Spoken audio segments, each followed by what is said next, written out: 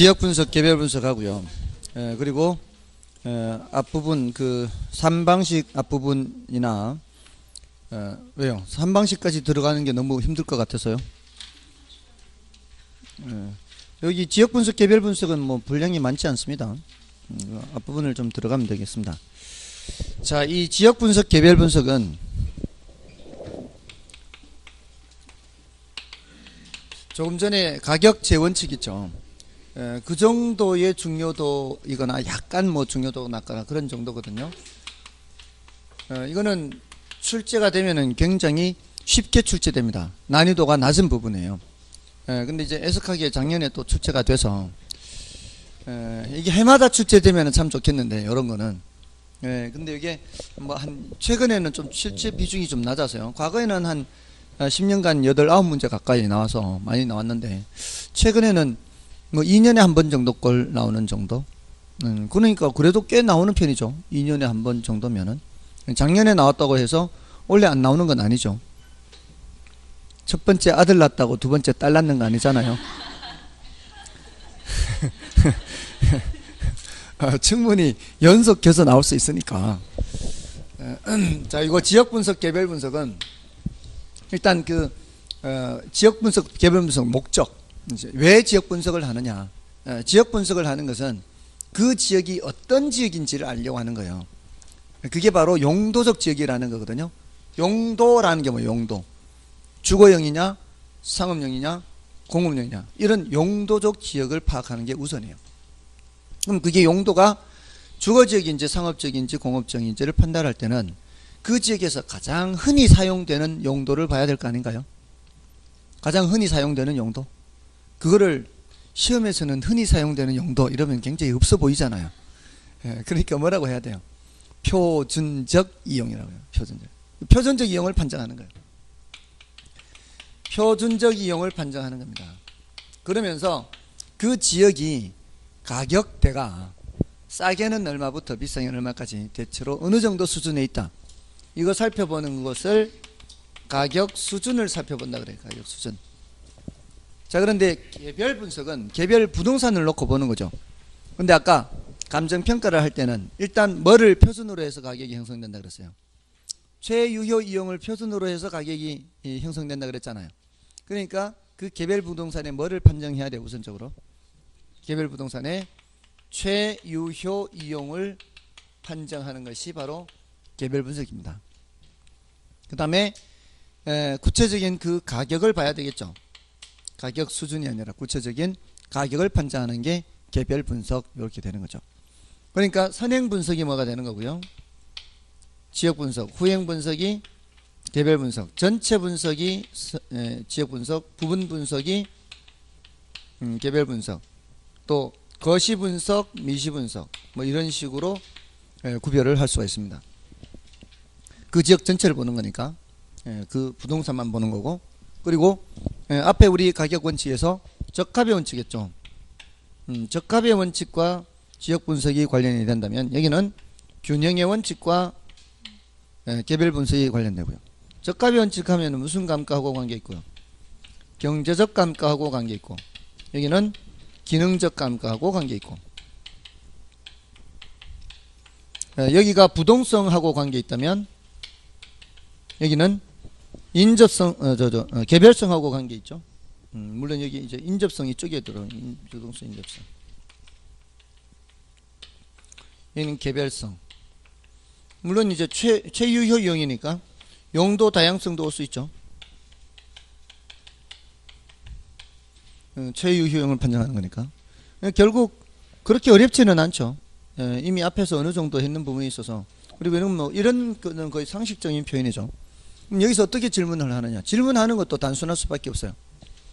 지역 분석에서 최유효 이용 판정한다. 이러면 틀리는 거죠. 맞잖아요. 개별 분석에서 표준적 이용 판정한다. 이러면 틀리는 거죠. 그런 식으로. 이게 지역 분석이 후행 분석이다. 개별 분석, 선행 이렇게 틀리죠. 작년에 그렇게 나왔어요. 작년에.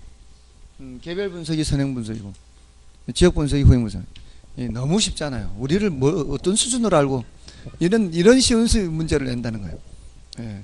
이런 쉬운 문제도 나오니까, 물론 이런 문제만 나오는 게 아니어서 그렇죠. 그러니까 우리 약간의 중급 문제도 풀어야 이제 합격하는 것 있긴 하지만, 이런 거는 난이도가 하위에 해당하는 거라고요. 이런 거를 절대 틀리면 안 되는 거죠. 자, 아무튼 이게 이제 지역 분석, 개별 분석인데 좀 주의를 해야 될 거는 있어요. 지역 분석에 최유효 이용 나온다고 무조건 바로 이게 읽어보지도 않고 틀렸다 그러면 안 되고요. 지역 분석은 최유효 이용의 판정 방향을 제시한다. 이렇게 하면 맞는 말이에요. 아시겠죠? 지역 분석은 최유효 이용 판정의 방향을 제시한다. 이거는 맞는 말이라고요.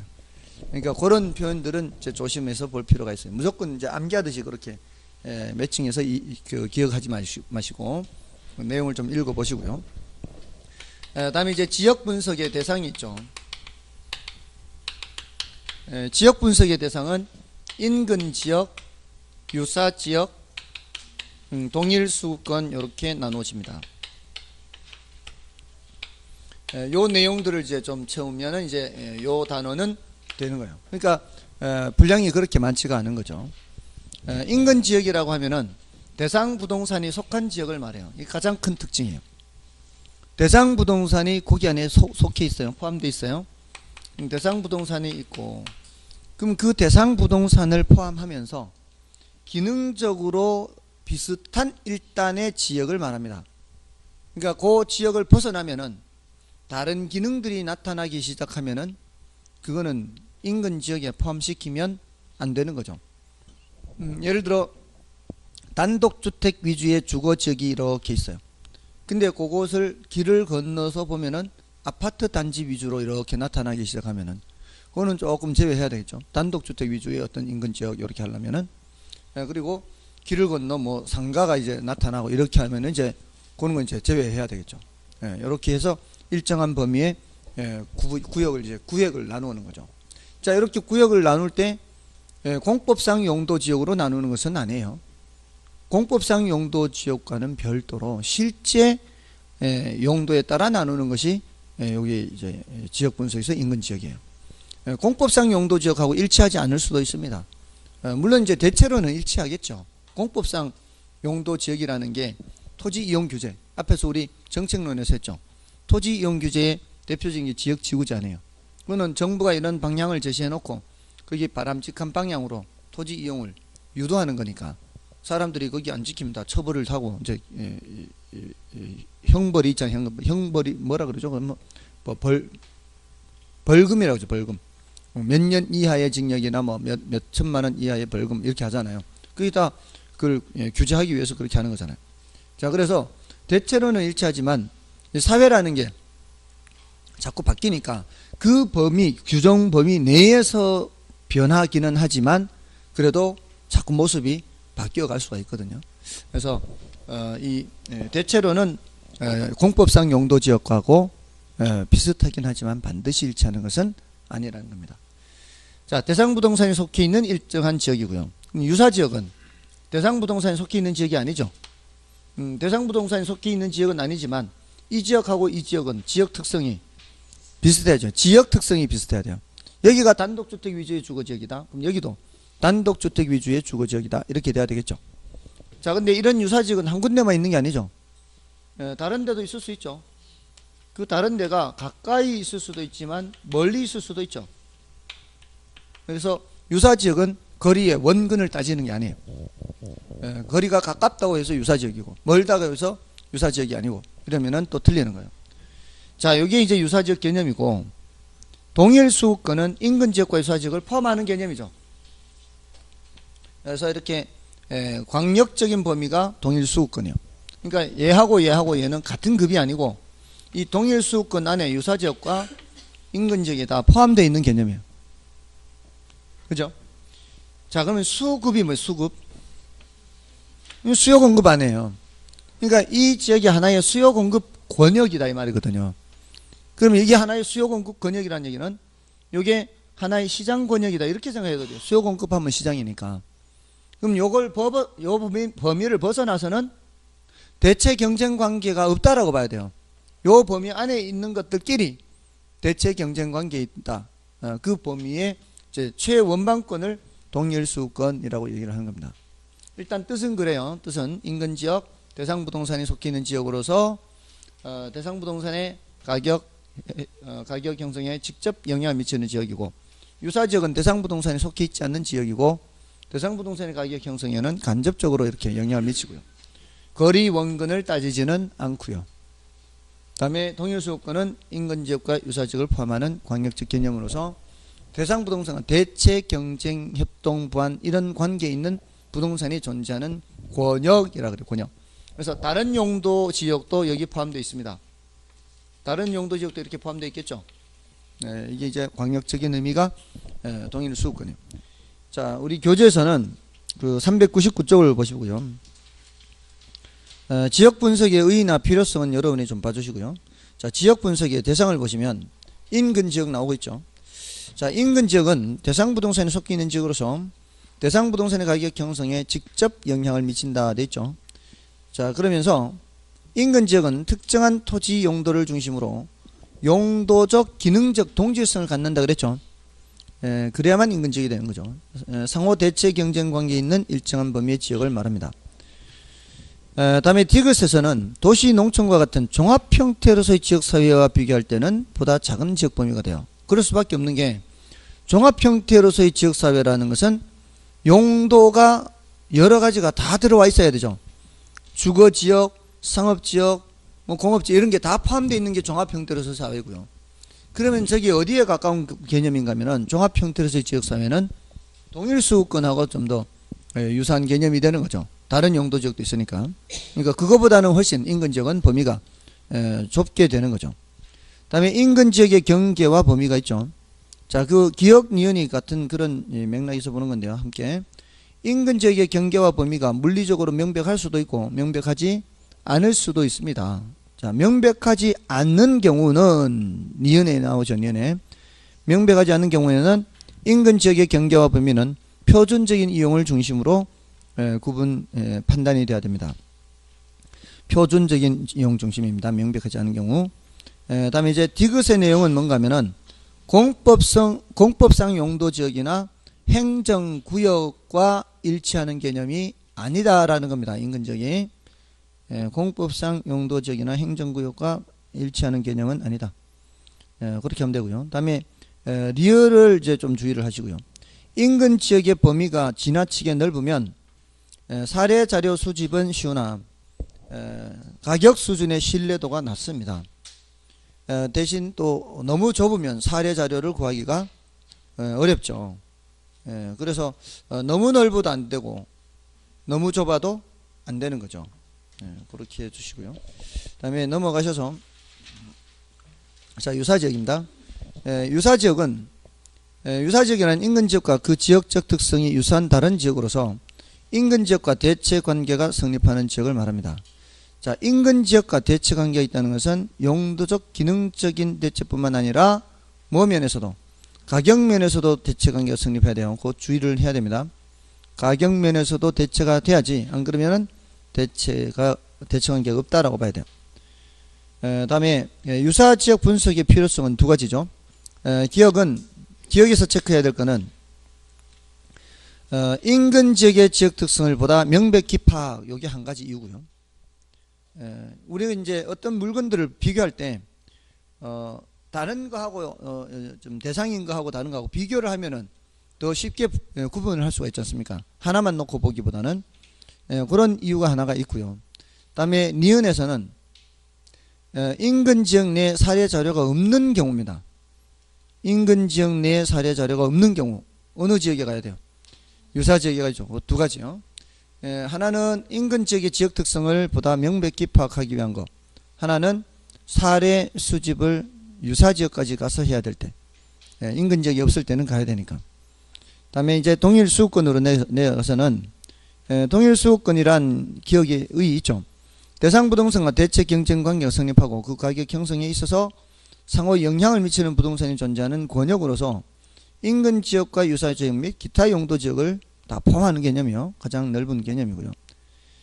다음에 그 니은에서는 감정평가 시 사례 자료 수집의 최원방권입니다. 그러니까 그 범위를 벗어나서는 사례 자료를 수집하면 안 된다는 얘기죠. 이 범위 안에서 사례 자료를 수집하라. 예, 그런 내용이고요. 다음에 이제 그 밑에 용도 지역별 동일 수권 판정에서는 키워드 위주로 체크하시면 됩니다.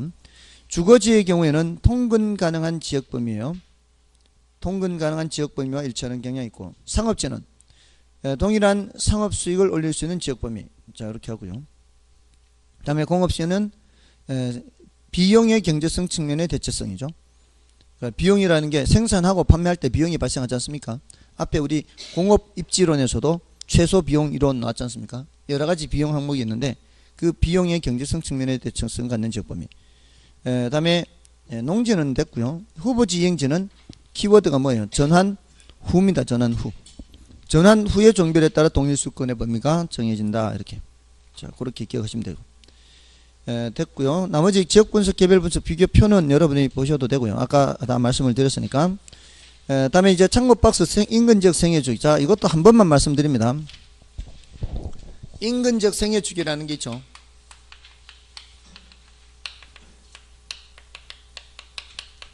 이것도 생태학적 관점에서 본 거죠.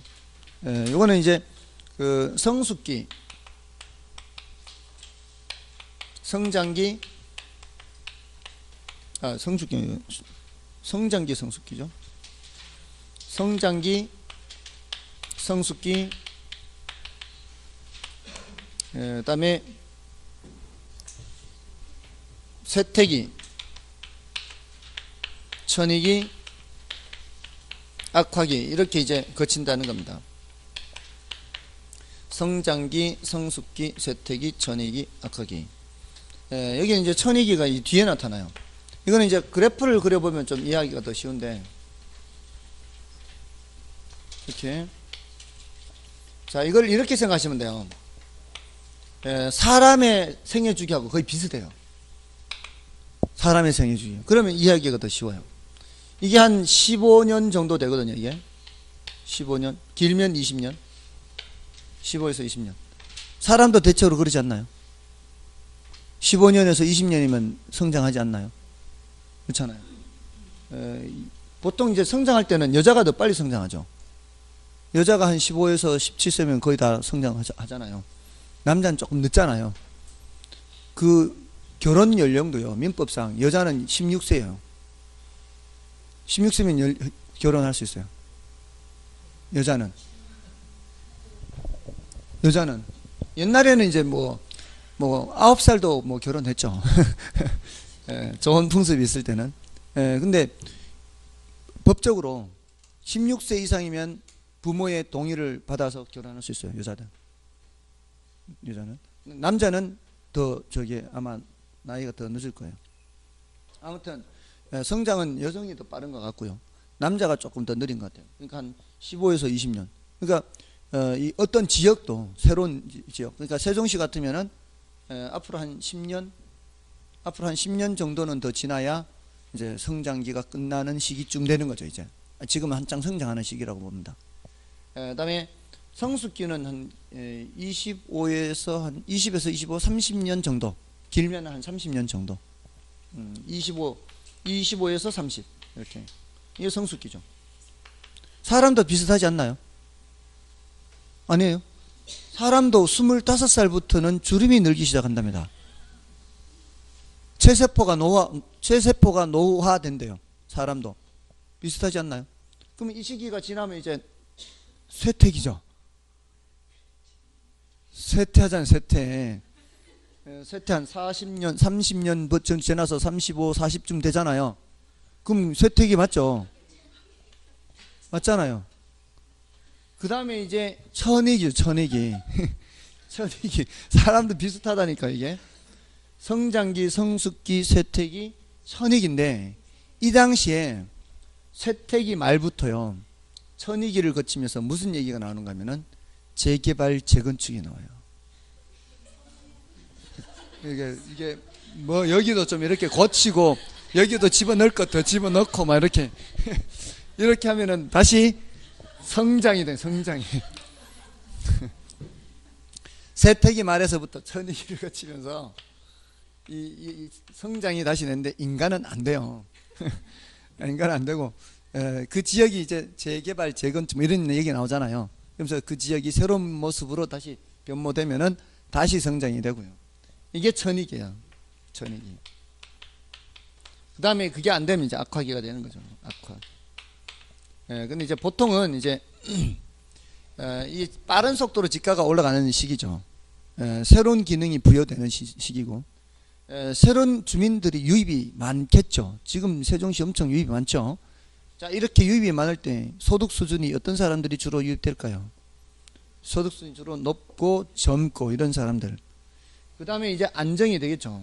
안정기. 이때는 지가가 그렇게 빠른 속도로 못 올라가겠죠. 대신 지가 수준은 최고로 올라가겠죠. 그러면서 이제 건물이 낡아지기 시작하겠죠. 쇠퇴기가 건물이 낡아지기 시작하면서 이때 어떤 현상이 나타나냐 하면은 하향 여가가 시작됩니다. 침입이 나타나기 시작하는 거죠. 소득 수준이 낮은 사람들이 하나 둘 들어오기 시작합니다. 자, 그러다가 이 시기가 되면은 하향 여가가 활발합니다. 그러겠죠. 많이 이제 낡아지기 시작하니까 이제 활발합니다. 그러면서 가벼운 상승이 일어나고 있죠. 이거는 주민들의 이동이 활발하면서 거래도 활발하기 때문에, 그러면서 가격도 가벼운 상승을 보이기도 합니다. 그렇지만 재건축 재개발이 안 되면은 결국은 떨어지게 되는 거죠. 이게 한 60년 가까이, 5, 60년 정도 거의 비슷한 셈이죠. 자, 요게 인근 지역의 생애 주기입니다. 한 번 정도 읽어보시면 되겠습니다. 뭐 10분의 1에 해당하는, 지금 이제 최근 10년은 출제 안 됐어요. 그러니까 12년 전에 출제돼. 12년 전에. 그 마지막에 그것도 지문으로 한 번. 그래서 한 번 정도 말씀을 드리는 주제입니다. 자, 이제 넘어가셔서 자, 감정평가 방식입니다. 자, 오늘은 다른 건 몰라도 그 공식들, 용어 정도는 다 체크하고 가셔야 됩니다. 그래야 다음 주에 그 이론을 채울 수가 있습니다. 근데 재미있는 것은 지금 하는 용어들에서 최근 10년간 엄청 많이 나왔다는 거예요. 근데 용어인데도 불구하고 그냥 용어만 묻습니다. 용어. 근데 엄청 많이 물었다는 거예요. 그러니까 그 이론을 들어가기 전에 용어만 알아도 맞출 수 있는 게 많다는 겁니다. 자, 그러니까 이 다음 주에 오시기 전에 용어를 확실하게 기억하고 오시라고요. 그 413쪽에 도표 있지 않습니까? 그 표에 있는 내용도 물었어요. 그 표에 있는 내용을 괄호 채워넣기 해서 물은 것도 있어요. 그러니까 이런 것들을 틀리면 안 된다는 거죠.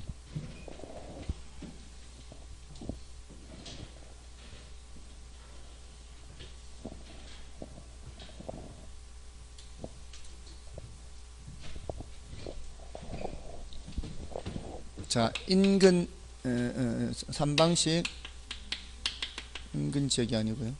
3방식. 자, 3방식이 이제 그 원가 방식이 있고요. 비교 방식이 있고요. 수익 방식이 있습니다. 이 원가 방식은 물건을 새로 만들 때 돈이 얼마가 드는지를 보는 관점에서 평가하는 방식이에요. 물건을 만들 때 들어가는 돈을 생각하는 것이기 때문에 이거는 공급자 측면의 가격이라고 볼 수 있어요. 이 비용을 보는 거잖아요. 비용성의 원리에 근거한다 그래요. 만드는 데 들어가는 돈이 얼마나 드느냐, 공급자 측면이고요. 다음에 비교 방식은 이미 과거에 거래됐던 것을 비교하는 거예요. 아까 대체원칙에서 말씀을 드렸죠. 대체원칙. 오늘 수업 들었죠? 아까 대체원칙 할 때 대체원칙은 감정평가 3방식하고 다 관계된다 그랬잖아요. 그러면서 특히 비교방식하고 관계있다 그랬죠. 비교방식에서는 어떤 물건을 평가하려면 요 물건하고 비슷한 게 언제 얼마에 거래됐는지를 보고 비교한다 그랬잖아요.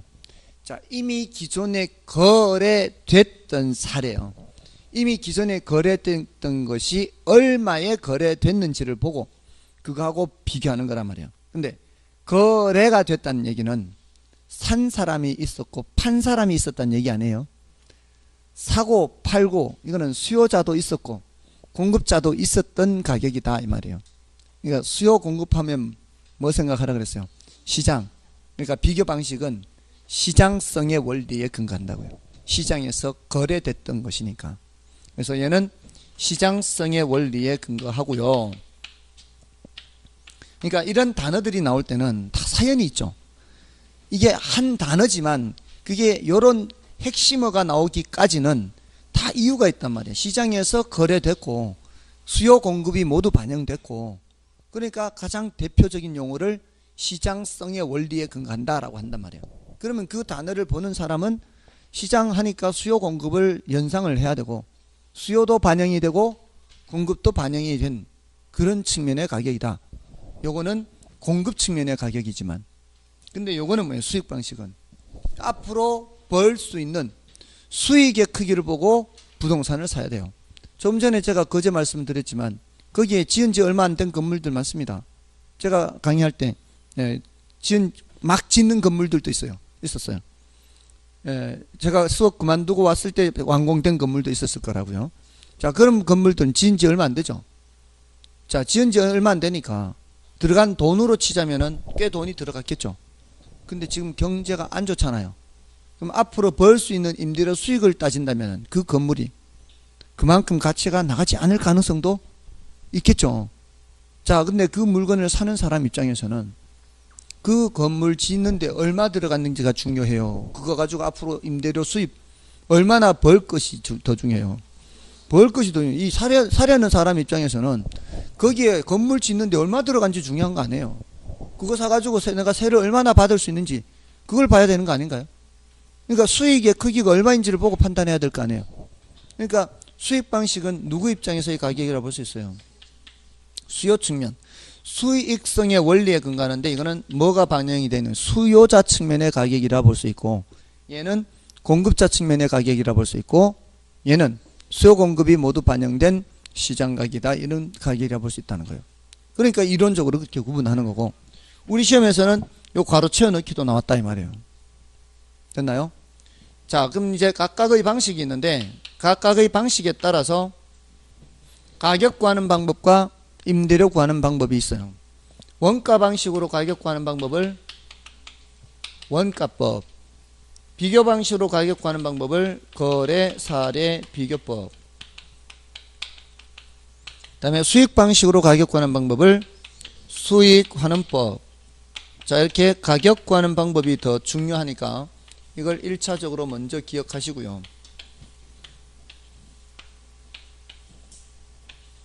자, 1차적으로. 다음에 이제 임대료 구하는 방법은, 원가법은 가격 구하는 거지만 적산법은 임대료 구하는 방법이에요. 적산은 쌓을 적자 셈산자예요. 덧셈 해서 구한다는 거예요. 더하기 해서. 더하기 방식으로 해서 계산하는 거예요. 이것도 물론 더하기 하는 방식이고요. 그 다음에 여기는 임대 사례 비교법이죠. 임대 사례 비교법. 자, 그러니까 지난번에도 그렇게 말씀드려요. 여기 3글자, 여기 7글자, 여기 5글자 다 통일되어 있다고요. 원가법, 적산법, 거래사례 비교법, 임대사례 비교법, 수익환원법, 수익분석법.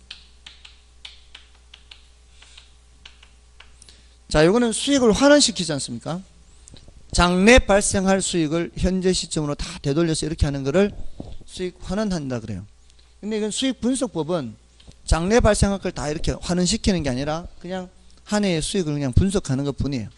이거는 용어가 이런 게 있다는 정도지, 이거는 이론적으로 더 들어가지는 않습니다.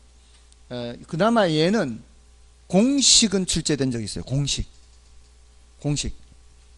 근데 이론으로는 최근 10년간 출제된 적이 한 번도 없어요. 그러니까 공부할 때는 좀 어렵게 느껴져도, 왜냐하면 공식만 딸랑 하기에는 좀 그럴 수도 있거든요. 그래서 약간의 이론 설명을 드리더라도 공식 자체가 중요하다는 거죠.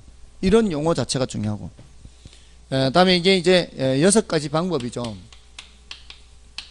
이게 3방식이고요. 근데 6가지 방법 말고 이제 감정평가 규칙에서는 공시지가 기준법도 있어요. 요 공시지가 기준법은 공시지가를 이용해서 토지 가격을 구하는 방법을 공시지가 기준법이라고 그래요. 요것도 감정평가 규칙상으로는 비교 방식으로 집어넣습니다. 이론적으로는 여기 안 들어오지만 감정평가 규칙상으로는 공시지가 기준법도 비교 방식에 들어옵니다. 자, 여기 이제 각각 시산가액이 있죠. 시산가액. 원가법으로 구한 시산가액을 뭐라 그래요? 적산가격 또는 적산가액 이렇게 하면 되죠. 적산법으로 구한 시산가격을 적산임료. 자, 여기서 이제 공통점 차이점을 해서 기억하면 되죠. 자, 원가 방식에서는 다 적산이 들어가죠. 뭐 빼고는? 원가법 빼고는 다 적산법, 적산가격, 적산임료 이렇게. 자, 여기서는 B자가 비교 방식에는 B자가 다 들어가요. B자가. 비교 방식 거래사례 비교법, 임대사례 비교법. 여기는 비준가격, 비준가액. 여기는 비준임료. 자, 여기는 수익자가 다 들어가요. 수익자. 수익 가격이죠. 수익임료죠. 됐습니까? 자, 그러면 이렇게 조금이라도 뭔가 통일시킬 수 있는 부분을 생각한다면 쉽잖아요. 비교 방식, 비교법, 비준가격, 비준임료. 수익 방식, 수익성, 수익환원법, 수익분석법, 수익가격, 수익임료. 다 B자 붙어 있고 수익자 다 붙어 있죠. 요것만 맨 위에 것만 원가 방식, 원가법만 원가가 들어가 있고 나머지는 적산법, 적산임료, 적산가격 이렇게 원가, 적산이고 나머지는 B자가 다 들어가 있고 나머지는 수익이 다 들어가 있잖아요. 그러면 그래도 조금 더 기억하기가 쉽지 않습니까? 이렇게 이제 조금이라도 같은 뭔가를 찾아서 원가 방식, 원가법까지만 원가. 나머지는 적산법, 적산가격, 적산임료. 됐습니까? B, 전부 다 B 붙어 있죠. 물론 시장성은 아닌데 비교 방식 시장성인데 거래사례 비교법, 임대사례 비교법, 비준가격, 비준임료, B자 다 붙어 있고요. 수익 방식, 수익성, 그다음에 수익환원법, 수익분석법, 수익가격, 수익임료. 됐죠? 됐나요? 왜냐하면은 이걸 이런 식으로 묻는단 말이에요. 시험에서는. 우리 뒤에 가보시면은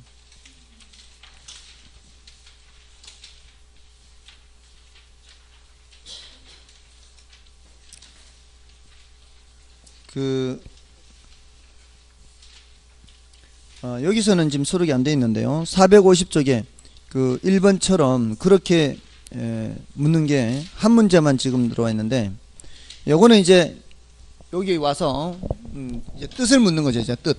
원가법이 어떻고 거래사례 비법이 수익하는 분이 이제 뜻을 이제 해야 되거든요. 여기에 공식하고 뜻하고 함께 알아두시면 돼요. 그럼 여기 이제 적산가격을 어떻게 구하느냐? 적산임료를 어떻게 구하느냐? 비준가격, 비준임료, 수익가격, 수익임료 어떻게 하느냐 한데 공식은 일단 이 세 가지가 중요하고요. 요놈. 이제 일단 가격 구하는 게 더 중요하니까. 자, 적산가격은 어떻게 구하느냐? 일단 요거 보고 나중에 보겠습니다. 적산가격은 제조달 원가 마이너스 감가 수정액. 자, 여기서 이제 제조달 원가에 대해서 이론 정리해야 되고 감가 수정액에 대해서 이론 정리해야 돼요. 그 다음에 비준 가격은 비사사시 지계면 이렇게 비사사시 지계면이에요. 이거는 적재감이고요. 적재감 비사사시 지계면 비사사시 지계면 곱셈하는 거죠. 자, 여기는 뭐예요? 사례 가격이죠. 사례를 구한 후에 사례 가격에서 사정 보정을 하고 시점 수정을 하고 여기가 가치 형성 요인 비교라 그래요. 가치 형성 요인. 형일은 뭐였어요? 일지계 중에 일반 요인은 별로 중요하지 않다 그랬고 지역 요인과 개별 요인 비교죠. 이게 가치 형성 요인 비교라 그래요. 지역 요인 비교, 개별 요인 비교, 그 다음에 면적 비교. 이렇게 해서 대상 물건의 가액을 구하는 게 거래사례비교법이고, 그 다음에 수익환원법은 수익가격을 순수익 나누기 환원율 이렇게 한다고요. 순수익 나누기 환원율. 다음에 그럼 이제 공식은 적산임료까지만 하면 돼요. 적산임료는 기초가격 곱하기 기대이율 더하기 필요재경비예요. 그래서 적기기필 합니다. 적기기필. 적기기필. 자, 그러면 이제 어떻게 이 각각의 방법을 어떻게 얘기하느냐? 그럼 원가법이란 하잖아요. 원가법이란 이 공식을 읽어주면 되는 거예요. 원가법이란 대상 물건의 기준 시점 현재 재조달 원가에 뭐를 해서 감가 수정을 하여 대상 물건의 가액을 구하는 방법이다. 이렇게. 적산법이란 대상 물건의 가격 또는 기초가격에 기대이율을 곱하고 대상 물건을 계속해서 임대하는 데 필요한 재경비를 더해서 임대료를 계산하는 방법이 적산법이다. 이 공식 알면은 뜻은 저절로 나와요. 거래사례비교법이란 대상 물건과 가치 형성 요인이 동일 또는 유사한 사례에 대상 물건의 현황에 맞게 사정 보정 및 시점 수정을 하고 가치 형성 요인을 비교하여 대상 물건의 가액을 구하는 방법을 말한다. 이건 거래사례비교법이에요. 수익환원법은 대상 물건이 장래 산출할 것으로 예상되는 순수익을 환원율로 환원하거나, 자, 이거 방법 말고요. 다른 게 하나가 더 있어요. 미래 현금 흐름을 각각 할인하여 대상 물건의 가액을 구하는 방법을 수익환원법이다. 이렇게 해요. 근데 요거는 난이도가 너무 높아서 요거는 안 한단 말이에요. 수익환원법이 사실 두 가지. 요렇게 하는 거를 직접 환원법이라 하고요. 요렇게 하는 것을 할인 현금 수지 분석법이라고 그래요.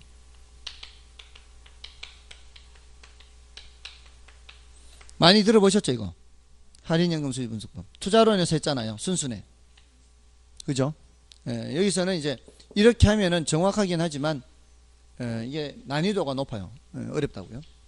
그래서 일단 자, 요게 이제 그 6개 그 방법이 저건데, 이거는 뜻도 거의 출제될 가능성이 별로 없어요.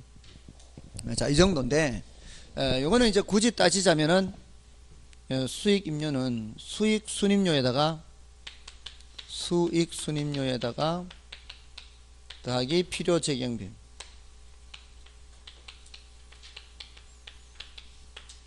자, 어쨌든 필요 재경비를 다 하죠. 필요 재경비를 다 하는데 이것도 순임료에 해당하는 거예요. 근데 여기는 이제 기초가격 곱하기 기대이율. 기대이율이에요. 자, 근데 중요한 건 뭐가 더 중요하다고요? 가격 구하는 게 더 중요해요. 자, 그러면 이제 앞으로 가서 감정평가 3방식을 읽어보겠습니다. 412쪽 가보십시오. 412쪽 가보시면은 원가 방식 해서 원가법 나오죠. 1번에. 원가법이라 하면 대상 물건에 뭐에다가 대상 물건에 찾았어요? 412쪽 원가법. 412쪽 원가법 찾으셨습니까? 원가법이라 하면 뭐라고 되어 있습니까? 대상 물건의 재조달 원가에 요거잖아요. 요거 공식 보세요. 공식도 함께 재조달 원가에 뭐를 해서 감가 수정을 하여 대상 물건의 가액을 산정하는 방법을 말한다. 맞죠? 이 공식을 말한 거죠. 지금 원가법이란 대상 물건의 재조달 원가에 감가 수정을 하여 가액을 구하는 방법이다. 맞죠?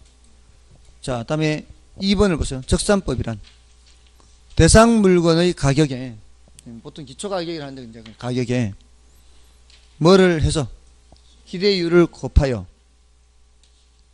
산정한 기대수익에 산정한 기대수익이죠. 대상 물건을 계속하여 임대하는 데 필요한 경비, 이 뭐예요? 필요 재경비. 이거를 더하여 임대료를 산정하는 방법을 말한다. 됐나요? 이 공식을 얘기하고 있죠 지금. 다음에 비교 방식 볼까요? 비교 방식은 1번에 거래사례 비교법. 자, 413쪽 메뉴에 있죠. 대상 물건과 가치 형성 요인이 같거나 비슷한 물건의 거래 사례. 요게요, 요놈. 요놈이 어떤 놈이라 해야 된다고요? 대상 물건과 가치 형성 요인이 같거나 비슷한 거래 사례와 비교하여 대상 물건의 현황에 맞게. 그 다음 뭐요? 사정 보정 나오고 있죠. 두 번째. 시점 수정 나오고 있죠. 그 다음에 뭐가 나오고 있어요? 가치 형성 요인 비교 나오고 있죠. 등의 과정을 거쳐 대상 물건의 가액을 산정하는 방법이 나오고 있잖아요. 이거 그냥 그대로 읽어주는 거 아닌가요? 이 사례는 어떤 사례라 해야 되고, 대상 물건과 가치 형성 요인이 같거나 비슷한 거래 사례. 그거 수식어만 있고, 그 다음에는 대상 물건 현황에 맞게 사정 보정 및 시점 수정을 하고 가치 형성 요인을 비교하여 이렇게 돼 있잖아요. 그러니까 이거 그냥 공식 그대로 얘기하는 거예요. 자, 다음에 임대사례 비교법 볼까요? 임대사례 비교법은 딱 글자가 두 군데만 차이가 있어요. 임대사례, 임대료, 요 두 군데만 차이가 있어요. 위에 문장하고. 맞죠? 임대사례 비교법이란 대상 물건과 가치 형성 요인이 같거나 비슷한 물건의 임대사례, 위에는 거래사례였잖아요. 비교하여 대상 물건의 현황에 함께 사정 보정 및 시점 수정, 가치 형성 요인 비교 등의 과정을 거쳐 대상 물건의 임대료를 산정하는 방법을 말한다. 이렇게 두 군데만 차이 있죠. 똑같아요.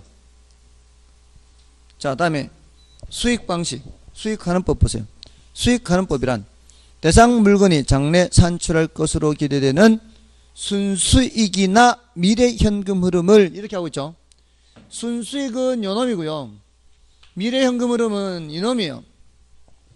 그러니까 순수익이나 미래 현금 흐름을 그 다음 단어가 뭐예요? 환원하거나 할인하 이렇게 하고 있죠. 그러니까 순수익은 환원하는 거고 미래 현금 흐름은 할인하는 거예요. 됐나요? 그렇게 해서 대상 물건에 뭐를 구한다? 가액을 산정하는 게 수익하는 법이다. 근데 이 할인연금 수지 분석법은 난이도가 높아서 이건 거의 뭐 패스해야 되는 거예요. 이거 직접 하는 법 위주로 하는 거죠. 됐습니까? 다음에 수익 분석법이란 그거는 일반 기업 경영이 키워드예요. 그 단어를 뺄 수가 없어요. 일반 기업 경영이란 단어를 빼고 말할 수가 없어요. 그래서 일반 기업 경영에 의하여 산출된 총수익을 분석하여 대상 물건이 일정한 기간에 산출할 것으로 기대되는 순수익의 그 수익순임료네. 수익순임료. 거기에 대상 물건을 계속하여 임대하는 데 필요한 경비를 다하여 이게 필요적이에요. 됐습니까? 자, 그 대상 물건을 계속하여 임대하는 데에 필요한 경비를 다하여 이 말 있잖아요. 그 밑줄 그어 보세요. 대상 물건을 계속하여 임대하는 데 필요한 경비를 다하여. 됐습니까? 자, 그거는 왼쪽에 원가 방식 동그라미 2번에 적산법 끝에 가보세요. 적산법 첫 번째 줄 끝에. 거기 산정한 기대 수익에 하고 또 뭐라 돼 있어요? 대상 물건을 계속하여 임대하는 데 필요한 경비를 다하여. 똑같죠? 됐나요? 그러니까 요 뒤가 똑같다 이 말이에요. 이 필요적경비나 이 필요적경비가 똑같다 이 말입니다. 됐나요? 안 돼도 할 수 없어요 이제는. 자, 이렇게 6가지 그 정의 정도는 알아두시고요. 뜻 정도도 알아요. 그 아까 몇 페이지였죠? 아까 뜻 정도 알면은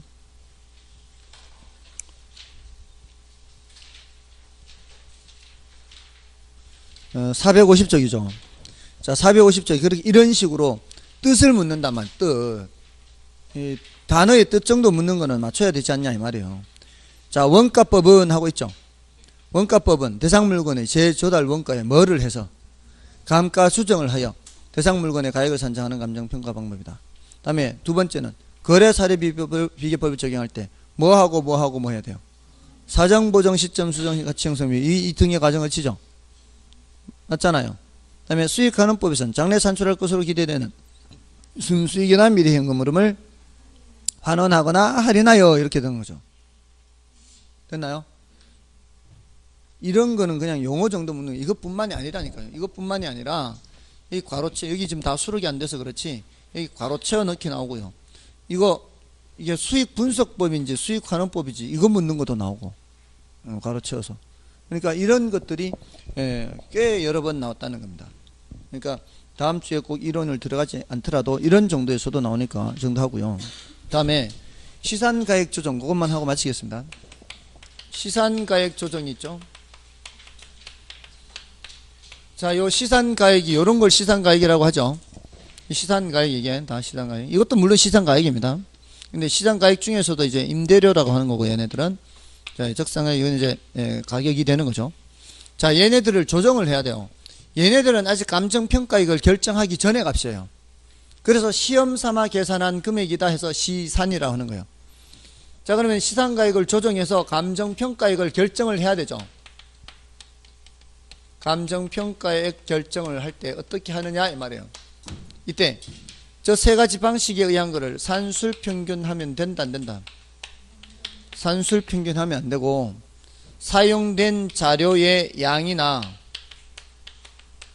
정확성 등을 고려하여 가중치를 달리합니다. 가중치를. 그러니까 일종의 가중평균이죠. 가중치를 달리하여 일종의 가중평균입니다. 가중치를 달리하여 주방식에 의한 가격을 부수 방식으로 합리성을 검토한다. 이렇게 가중치를 달리하여 일종의 가중평균이다 이란 말이에요. 자, 이렇게 하는 게 시산가액 조정입니다. 됐습니까? 자, 여러분들이 나머지는 읽어보시면 되겠죠. 시산가액 조정해서 뜻이나 조정 방법 414쪽에 내용까지 읽어보시면 되겠습니다. 됐나요? 다음 주는 이제 원가 방식부터 이제 이론으로 들어가도록 하겠습니다. 자, 이게 다 더 있어야 됩니다. 숙제. 이게 다 돼 있어야 들어갈 거 아니에요. 항목별로 이론 들어가요. 항목별. 요거 이론 들어가고, 요거 이론 들어가고. 요거는 간단하게만 하는 거고, 가격 구하는 방법 위주로 각각 이런 부분이 있단 말이에요. 됐죠? 자, 오늘은 여기까지 하도록 하겠습니다. S였습니다. 감사합니다.